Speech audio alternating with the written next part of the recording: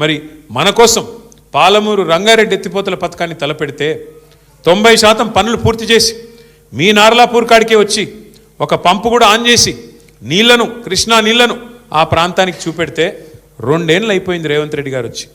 90% పని పూర్తయింది, కేవలం 10% మాత్రమే మిగిలింది. ఏనుగెళ్ళింది తోక చిక్కింది అన్నట్టు తోక మాత్రమే మిగిలింది. రిజర్వాయర్లు మీ కళ్ళ ముంగట కనబడుతున్నాయి కదా. నార్లాపూరు, కరివెన, వట్టెము, ఏదుల, ఉద్దండాపూరు రిజర్వాయర్లు అన్నీ పూర్తయి రెడీగా ఉన్నాయి. ఈయన చేయాల్సింది ఏంది? మనం అప్పటికే కాలువలకు కూడా టెండర్లు పిలిచినాం. ఈయన రాగానే ఆ టెండర్లు రద్దు చేసినాడు. రద్దు చేస్తే చేసినాడు, మళ్ళీ పిలవచ్చు కదా. 10 పైసలతో అయిపోయేదానికి ఇవాళ పని చేయకుండా ఎందుకు చేయట్లేదు? తొందరగా చేస్తే కేసీఆర్కి పేరు వస్తుంది. పాలమూరు రంగారెడ్డి కేసీఆర్ గారు కట్టిండని చెప్పి యాద్ చేసుకుంటారు. కేసీఆర్కు పేరు వస్తుంది, వాళ్ళ పాత బాస్కు కోపం వస్తుంది.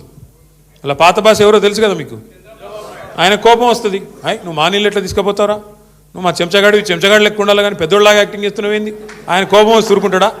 అందుకే ఆ భయంతో ఇవాళ మొత్తానికైతే కాలమూరును ఎండబెట్టే ప్రయత్నం, పండబెట్టే ప్రయత్నం చేస్తున్నాడు.